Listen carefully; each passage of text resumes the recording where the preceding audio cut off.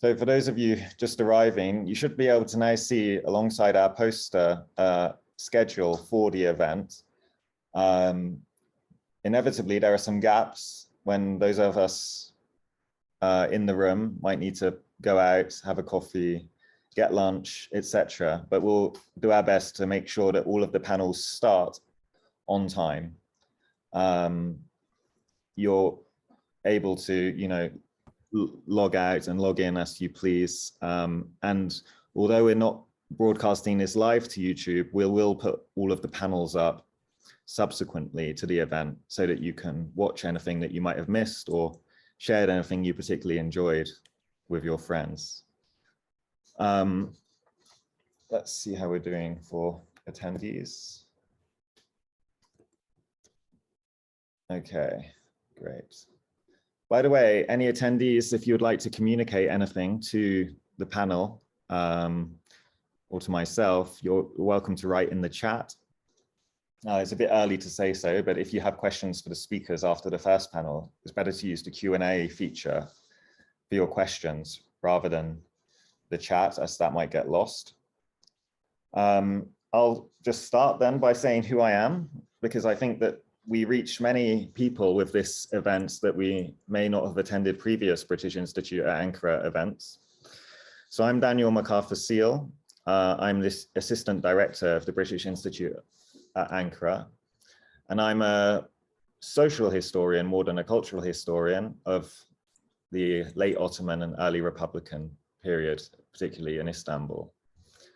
And then, as mentioned, because some of you may not know the British Institute at Ankara, given that we have a much longer history of activity in the field of archaeology rather than Ottoman or modern Turkish history, I'll briefly introduce our institute. So, as the name suggests, we are located in Ankara. We've been here for 60-something years, I think, if I'm calculating right. And the first 50 odd years of that were focused solely on archaeology, mostly in Anatolia, but also in other areas of the Black Sea, such as Georgia, Crimea, where we funded or coordinated projects. Since the early 2000s, the Institute started broadening its scope to include the post-Byzantine history of Anatolia and the Black Sea region. So we have had several years of experience now of funding research fellows, organizing events in areas of Seljuk, Ottoman, and Republican Turkish history. This workshop represents one of our largest efforts to date in the field of Ottoman history. And it's really was gifted to the Institute in a sense that it was largely an already organized workshop coordinated by Belgin, Turan, Özkaya of METU and Semra Horuz. I think it was intended to be a panel some years ago, but they'll tell you the history of it better than I can.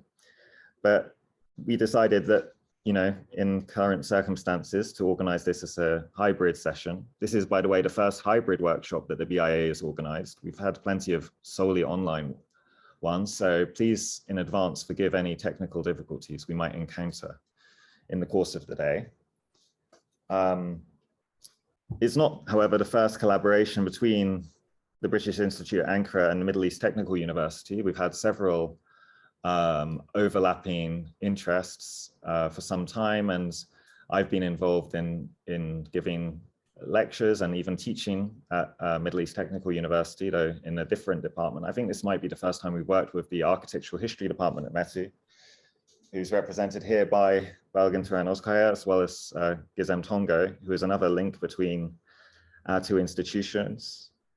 Now, I'm not going to try and go too deep in depth about the academic theme and importance of this topic, though it struck me as something, the theme of mobility particularly struck me as something that is incredibly important to Ottoman history, and all the more important to explore because of the way in which Ottoman history and the history of the Middle East was kind of defined for so long as static and constant, by, Oriental studies and subsequently by area studies.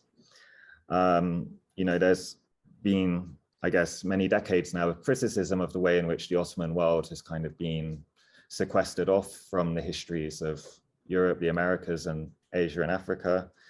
And there's been, many notable efforts now to integrate Ottoman history into world history. And I think that many of the papers that we'll be listening to today speak to those efforts to kind of, let's say, normalize Ottoman history in various fields.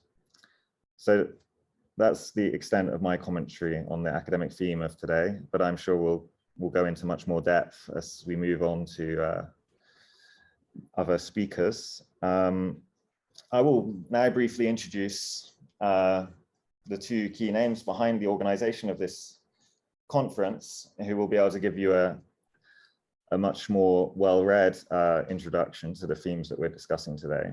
That is Belgin, Turan, Özkaya, and Semra, Horuz.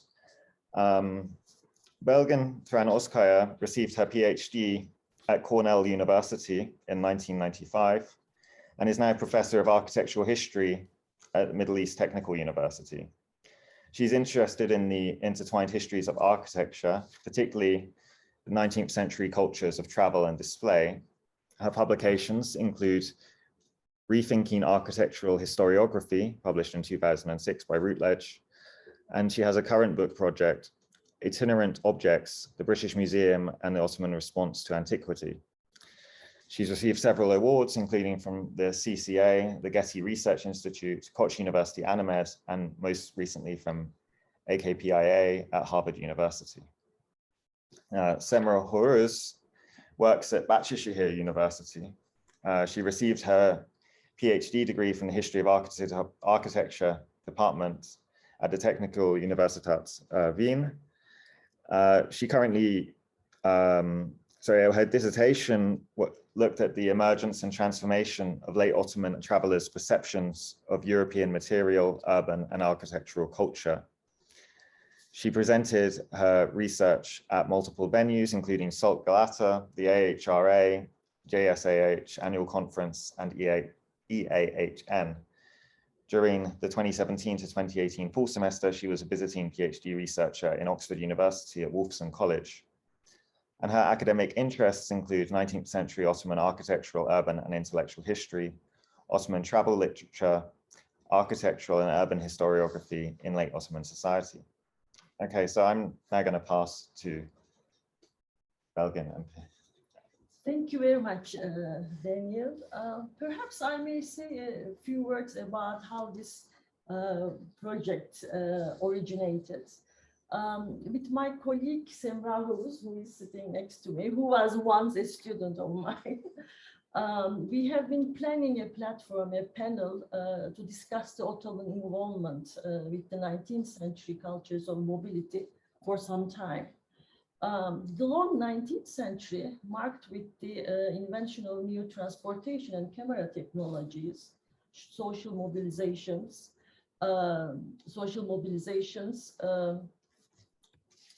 new territorializations, and the emergence of new institutional and spatial forms, such as the modern museum, the World Fair, the train station, and the daily newspaper, has been studied extensively in terms of the unprecedented circulation of people's objects, ideas, and images. In that context, I was reading on the 19th century museum with the aim to write the history of a group of traveling antiquities that I call itinerant objects that ultimately arrived in the British Museum to make part of the gigantic conglomeration of architectural fragments, artifacts, objects, and sculptures, all mobilized from different geographies to be displayed in London. My puzzlement over the glaring absence of the Ottoman and local connections in the 19th century histories of archaeology and museology led me more and more to inquire about the Ottoman side of the stories. After all, a considerably large chunk of 19th century museum artifacts had been transported to Europe from the lands of the Ottoman Empire. On the other hand, the literature on the Ottoman 19th century was burgeoning, with layered histories on its multifaceted developments and complex identities, including those of archaeology and museology.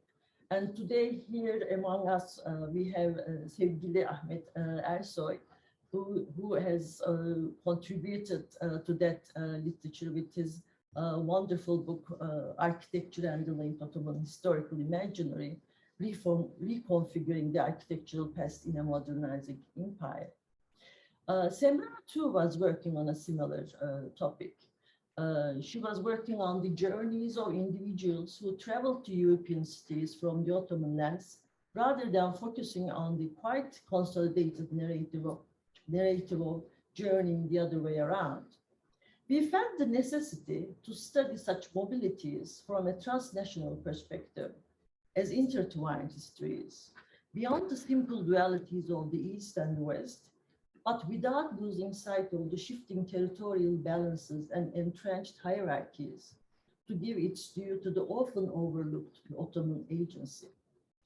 With that aim, in this workshop, we are discussing the journeys and networks of not only state officials and diplomats, but also merchants, dealers, scholars, artists, and tourists from different echelons and identities of the Ottoman society, alongside collections, images, paintings, antiquities, and Islamic artifacts, showing us the entanglement of the Ottoman world with those of different geographies, from its own provinces to the Russian Empire and European countries, finally to transatlantic connections. We grouped the contributions loosely under 4 headings: networks, travel, objects, and visual culture, but there are many overlaps and connections between individual sessions that we can hopefully highlight at the Q&A. We owe heartfelt thanks to our contributors who patiently stayed with us over a long stretch of time. This project had to wait because of the pandemic. We are also grateful to the British Institute at Ankara, particularly to Daniel MacArthur-Seal, for his enthusiastic response to the idea of organizing a workshop.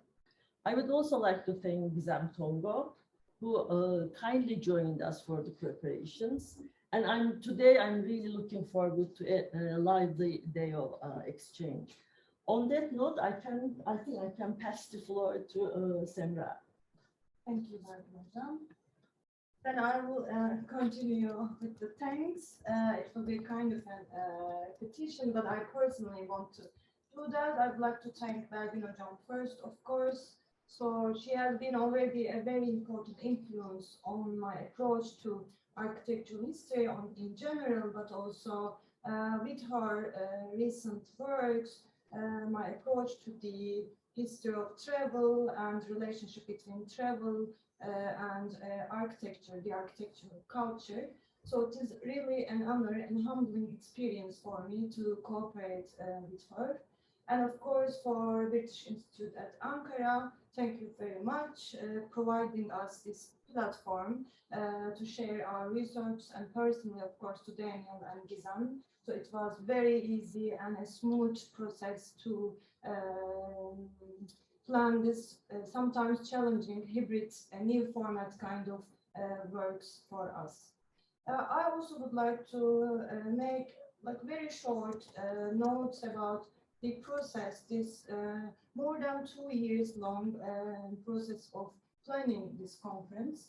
So the mobility as an umbrella term was very encouraging for us, and we proposed a session for an urban history conference which was not directly related to Ottoman Empire or the history of Ottoman Empire. Yet 19th century Ottoman Empire complicates the issue in best ways and entails moments of objects, people, information on ways which were not possible previously in the Ottoman society. And curiously, generally regarding the concept of mobility, exchange, encounters, 18th century, the modern, in quotation mark, pro-modern era grabbed attention, but 19th century still have great laconic points, great points to be further investigated and merits more research. So the Reformation period, this 19th century, includes diasporic relationships, sultanic albums moving around the libraries, excavations, circulating exhibits on fairs, disasters en route, architectural excursions, which all become possible subjects to study further as we will listen today throughout the papers.